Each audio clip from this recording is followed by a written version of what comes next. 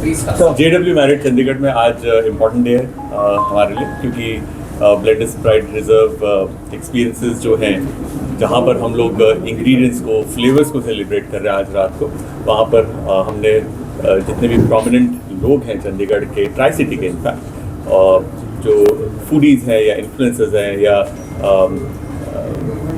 हमारे हिसाब से हमारे लिए वो VVIP हैं, उन सबको हमने इकट्ठा किया एक ऐसे एक्सपीरियंस जोन में, जहाँ पर हम अलग अलग तरीके के अरोमाज से उनको रूबरू कराएंगे, अलग अलग कॉम्बिनेशन से रूबरू कराएंगे। और खाना एक ऐसा आर्ट है जिसको आप आंखों से भी फील करते हैं, देखकर, आप स्मेल करके, साइट से और टच से, टेक्सचर से, तो अलग अलग एक्सपीरियंस जोन्स बने, अलग अलग इंग्रेडिएंट्स और चीज़ों के एक्सपीरियंस को समझने के लिए। बहुत सारे लोग, बहुत सारे बच्चे एक्चुअली कोर्सेज करते हैं to be a chef, to be learn the culinary arts also जी, लेकिन उसके बाद वो सारे आपके जैसे या रणवीर जैसे नहीं बन पाते, सेलिब्रिटी शेफ नहीं बन पाते, या यू कैन से कि एक फेमस नेम नहीं बन पाते। उनको बनने के लिए कोई मंत्रा दे दीजिए, they want to learn to be as you. उन बच्चों के लिए क्या message?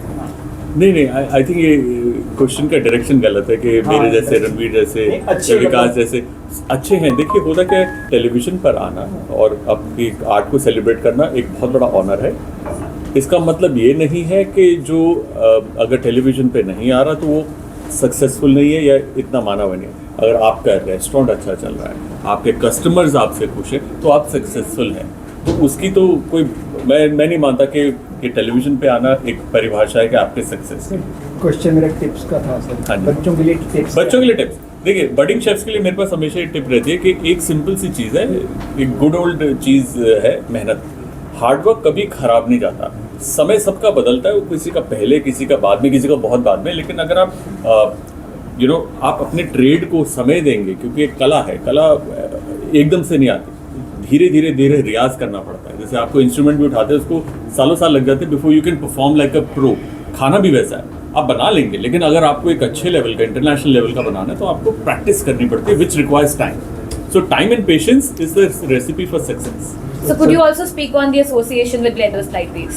So Blenders Pride Reserve Experiences के साथ मैं जुड़ा हूँ, जहाँ पर हम लोग, मैं खासकर एक गैस्ट्रोनॉमिक एक्सपीरियंस आपको दे रहा हूँ, जो एक स्टार्ट है एक्सपीरियंस का, जहाँ पर हम लोग खाने को किस अलग अलग अंदाज में से प्लेट करते हैं, जब उसके साथ बोल्ड तरीके से भी हम उसे प्लेटिंग करते हैं। Right. जो वो टेबल था, वो टेबल नहीं 6 फुट बाय 3 फुट का, वो मेरी एक प्लेट कहता हूँ, मैं एक प्लेटर कहता हूँ। जब हम उसे प्लेट करते हैं तो विजुअली बहुत एक्साइटिंग लगता है।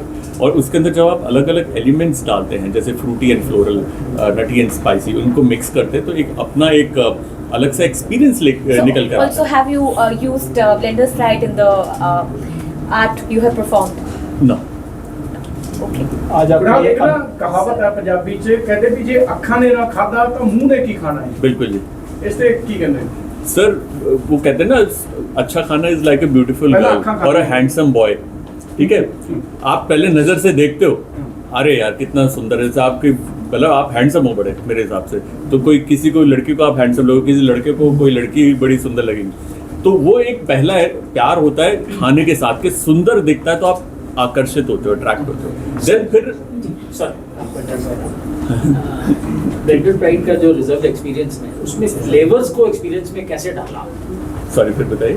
फ्लेवर्स को एक्सपीरियंसेस में जो आज आपने किए, उसमें कैसे? तो देखिए, जहाँ पर मेरा गैस्ट्रोनॉमिक एक्सपीरियंस था वो विजुअल था, जहाँ पर विजुअली आप देख सकते हैं चीज़ें, कि जैसे वो हमने फूलों को नाइट्रोजन में डाल के क्रश किया, हमने सॉसेस को फेंका, कलर्स के साथ खेला, तो वो एक अट्रैक्शन है। और वो जब आप परफॉर्म करते हैं तो अच्छा लगता है। फिर हमारा एक अरोमा जोन है, जहाँ पर अलग अलग डिफरेंट अरोमाज हैं, फ्रूटी, फ्लोरल, नटी, स्पाइसी, जिनको आप एक्सपीरियंस कर सकते हैं। देन अनदर एक है जहाँ साउंड है, जहाँ पर वो एक रूम में इमर्सिव सा साउंड है, विजुअल्स हैं from top to bottom to left to right, जहाँ पर आपको खाने से रिलेटेड एक इमर्शन का फीलिंग आती है। तो आर्ट क्या होता है? आर्ट वो होता है जो आपको किसी भी प्रकार से, चाहे साइट से, साउंड से, टच से, फील से, टेस्ट से, आपको आकर्षित करे, आपको खुश करे।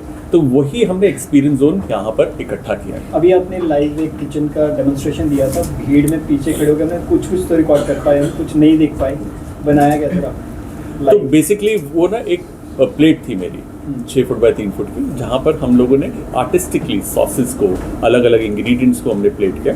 मेरे राइट हैंड साइड था fruity and floral, left hand side को नटी एंड स्पाइसी, वो थीम थी। तो अभी भी आप उस टेबल को देखेंगे तो आपको एक एक्सपीरियंस लगेगा कि all of a sudden it looks so fantastic.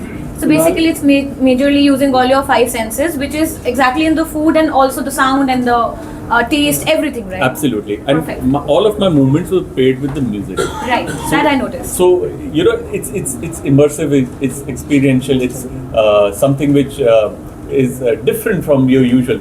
Usually घर पर खाना बनता है या रेस्टोरेंट में जाते हैं, रेस्टोरेंट में कई रेस्टोरेंट में म्यूजिक होता है, अच्छा लगता है ना, बट खाने के साथ जब आप म्यूजिक उसको जोड़ते हैं तो बंदी बिठाते हैं, तो उसका अपना एक So what is art for you? Art for me is whatever pleases the soul, anything like अगर ये जो बना हुआ है किसी को ये टेढ़ी मेढ़ी लाइन से किसी के लिए आर्ट है, वो देख रहा है, मेरे को बड़ा अट्रैक्टिव लग रहा है। So it's perspective, it's something to satisfy your soul. It could be a painting where we can debate के यार मेरे को तो बहुत अच्छी लगी, कोई कहेगा यार बिल्कुल So, बेकार आत्मा की पेंटिंग है। तृप्ति आप कह रहे हैं बिल्कुल जी, बिल्कुल satisfying the So soul. how do you ease the tension of serving traditional food to the modern audience? I think lot of back and forth has happened with Indian food, जहाँ पर हमने उसको बहुत मॉडर्नाइज किया, जहाँ पर हर चीज़ से धुआं निकल रहा था एक बार। Right. हर चीज़ छोटे छोटे, कोई रिक्शा में आ रहे, कोई किसी में आ रहे, किसी में आ रहे। Over a period of time what has happened is that कि आप इंडियन फूड को आप इंडिया में देखेंगे ना, तो we are going back to the roots. हम बात कर रहे हैं घी की, हम बात कर रहे हैं कांसे के बर्तन की, हम बात कर रहे हैं कि नानी का स्वाद दादी की वो recipe, lost recipe. I think that trend of the old Indian food reviving is coming.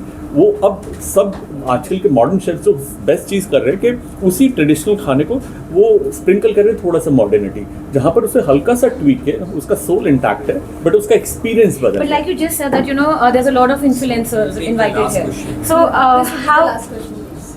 So how about whatever we see on the internet and then the skills that are required for actually eating. So might the dish doesn't look that appealing on the net, but then at the end of the day it might just be delicious.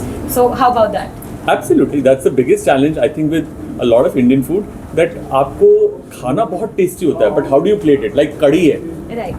घर पर mummy कढ़ी बनाती है, 2 दिन पुरानी भी ज़्यादा अच्छी लगती है, but how do you make sure that वो प्लेट पर जब आप उतरे एक अच्छे 5 स्टार या कोई बड़े रेस्टोरेंट में जहाँ पर आप अपनी एक्सपर्टीज को दिखाना चाहते हैं, how do you do that? So that's always a challenge, but वही तो मज़ा है for us. Cooking a dish that we can cook very tasty is one task completed, but to make sure that we plate it beautifully and elegantly is the bigger challenge. Technical skills. Absolutely. Last question है sir, आप कैसे smart रह सकते हैं, handsome लग सकते हैं कुनाल की जैसे? तो मेरे रेसिपी जो है वो आप बनाओ, वो खाओ और फिर दौड़ लगाओ। जितना खाए कैलोरीज उतनी दौड़ लगा लो, बस वो बैलेंस जब आप मेंटेन कर लेंगे तो सब हो जाएगा। उससे ही हाँ, बिल्कुल।